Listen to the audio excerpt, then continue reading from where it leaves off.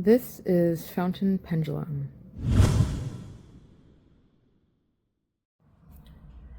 I've selected 10 top inks from 2025 to share with you. These are inks that are newly discovered by me, first time swatching or inking in 2025, that were also favorites.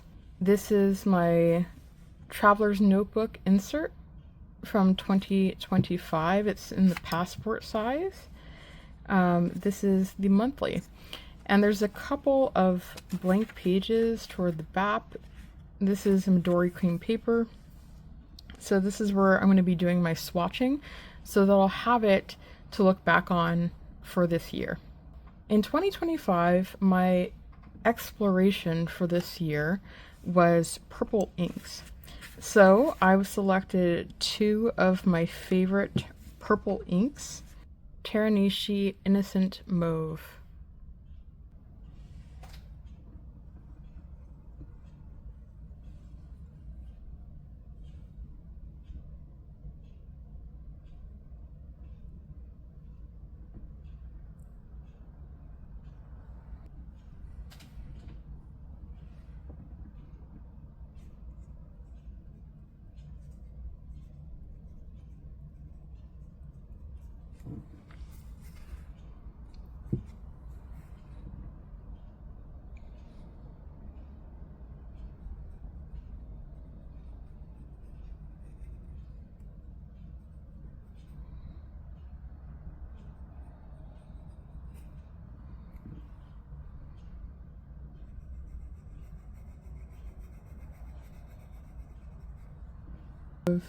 Herbin,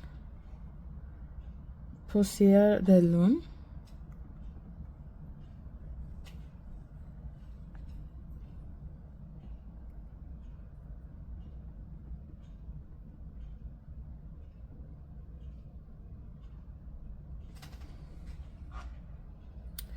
So these are my top 2 purple picks from 2025 when I was doing a purple ink exploration.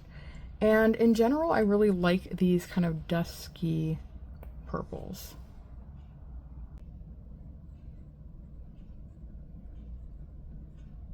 Herbin.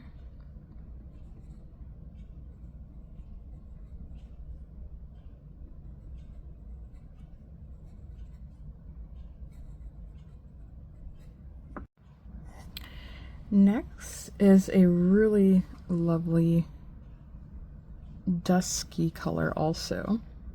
This is kind of a brown, like a really soft brown with a rather of a pink undertone.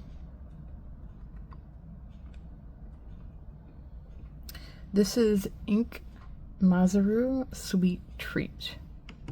So this was a collaboration ink with M. Levwell in California.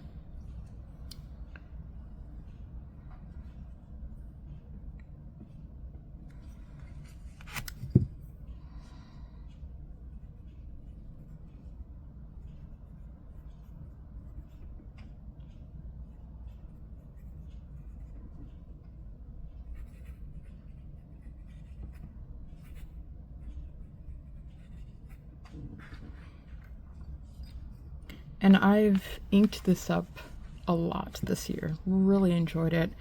Pairs well with a lot of my kind of softer brown fountain pens.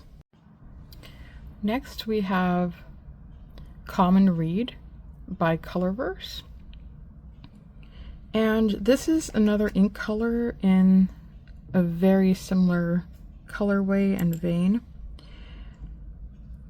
A brown with rather a pinkish undertone.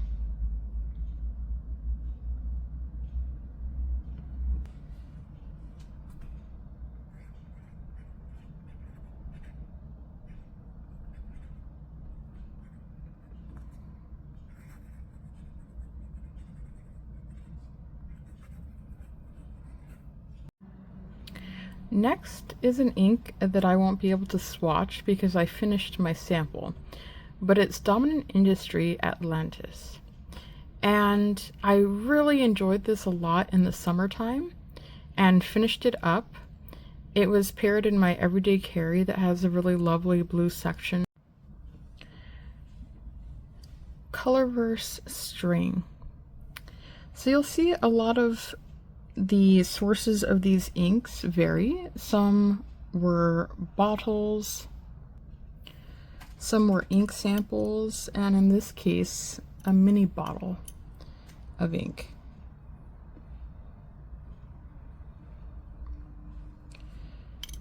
It's not too often that I buy full bottles of ink.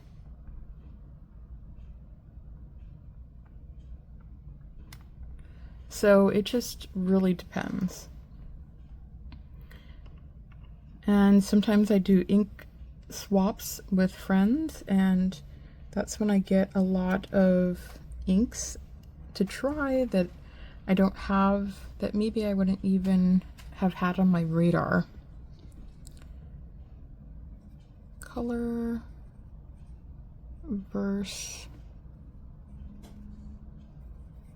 String. I'm very fond of this color, and I've used it a lot this year in various ink pairings because it picks up a bit of a brown, vintagey mustard color, which I really like. And I'll be showing all these inks once they're dry, of course, up close. Next is a very lovely brown. This is Taccia Tsuchi. And I may have come across this brown prior to 2025, but this is the year that I inked it and used it and really had a very deep appreciation for this brown. I think it's beautiful and very unique. I like the range of color that it hits on. And I have a sample of it now that I received from doing an ink swap with a friend, but I can definitely see myself getting a bottle of this ink. I like it that much. Nonetheless, I will finish my sample before I consider buying the full bottle.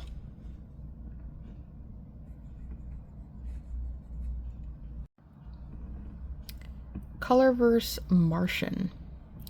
This is one of those inks that I probably wouldn't have picked up based off the name because it doesn't really pique my curiosity, but it's very unique.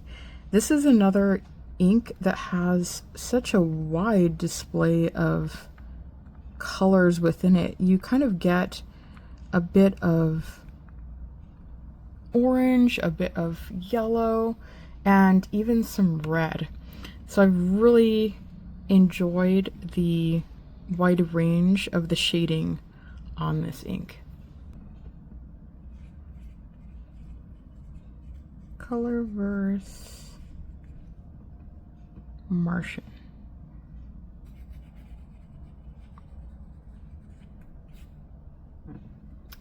And I've been using this Hokuro dip nib with the medium nib and the reservoir. I enjoy a lot of various dip pens, but this is what I've been enjoying most recently. Now we have Cascade Cider by Oblation Paper and Press out of Portland, Oregon. And I had a friend pick this up for me, and I really love this ink. Now, this is their exclusive ink, but this was made by Andurilium ink.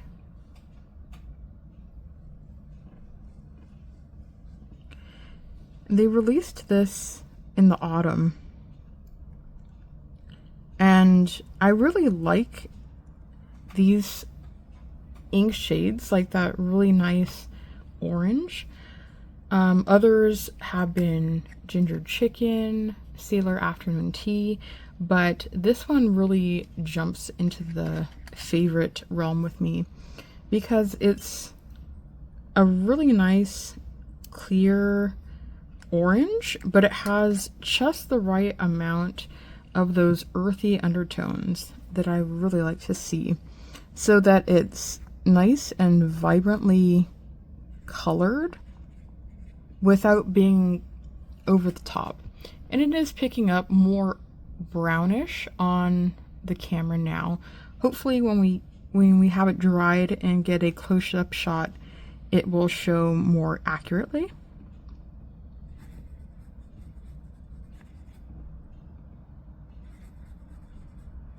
Cascade Cider. My last ink here is Ferris Wheel Press Lantern Crossing, and this I get a little bit more winter holiday vibes from, although it's not exclusively for that season. And this is my one shimmer ink that made the cut. Now, I don't often use shimmer inks in my fountain pens, but I use them with my dip pens, and I have a glass nibbed fountain pen that I really like using shimmer ink with as well. And I've been enjoying using my glass spoon with my swatching. It just makes for a really nice application and easy cleaning as well. Ferris Wheel Press Lantern Crossing.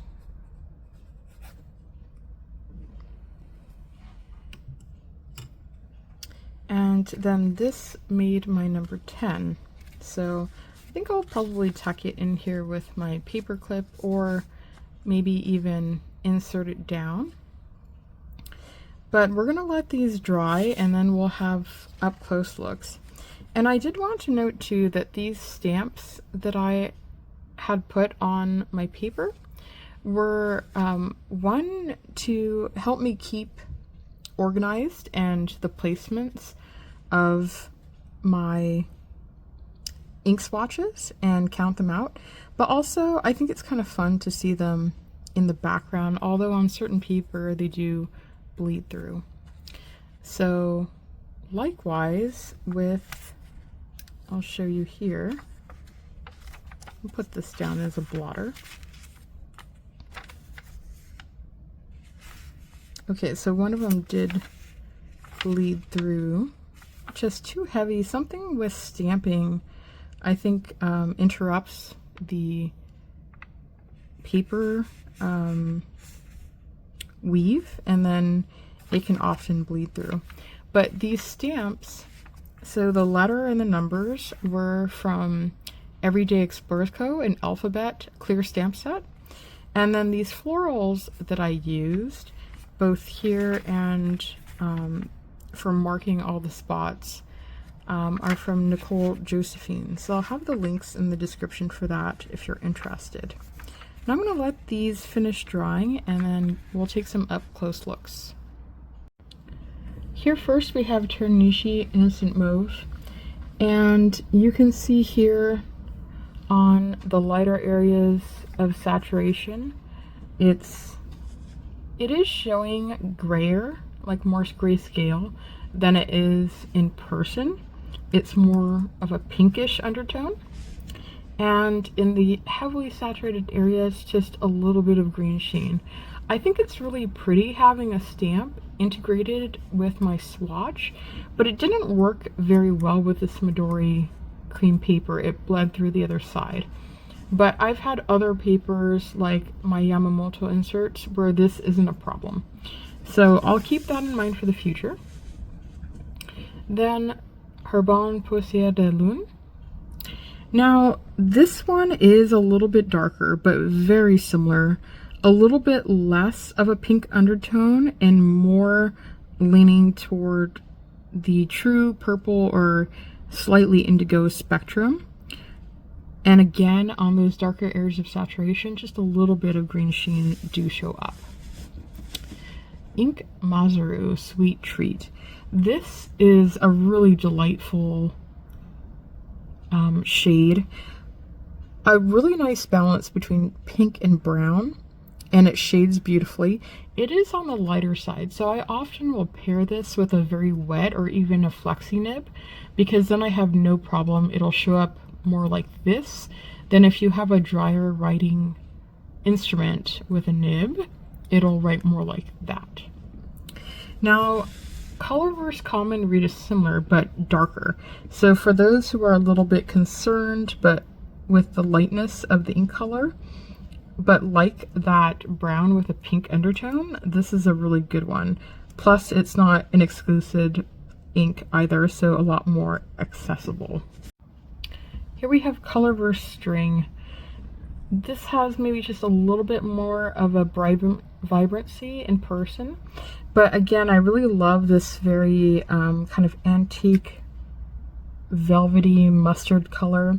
It's really lovely, and I've inked this up a lot this year. Really good shading as well.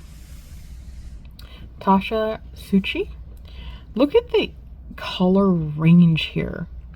Like a really light, warm, orangey brown all the way to this darker brown. It's really lovely, and it's definitely a favorite. Then we have Colorverse Martian. Again, I love the color range on this, from a lighter hue all the way to the darker.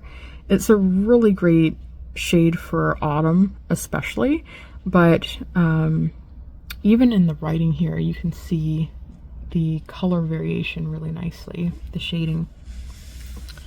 Oblation Cider.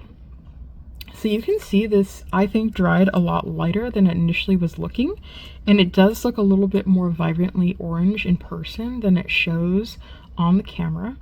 But this is just a delightful balance. It's not too vibrant, nor is it too dull. Really like this very much. And then finally we have Ferris Wheel Press Lantern Crossing.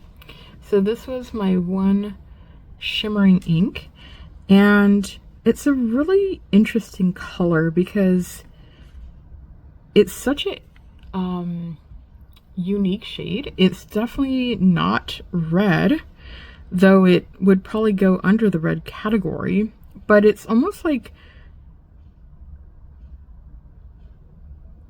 a red with a coral, I would say, something along that line. Not very orange, though it looks a little bit orange on camera in comparison. We had the Dominant Industry Atlantis, and I really love that it's light but legible, and then it leans a little bit into that greenish blue, which is really pretty. Feels very coastal. So there you have it, my top 10 inks of 2025. Let me know what you thought of them, if there's any you're interested in trying or you have tried, and maybe share some of your favorites in the comments below also. I'll thank you so much for watching, and I'll see you on the next one.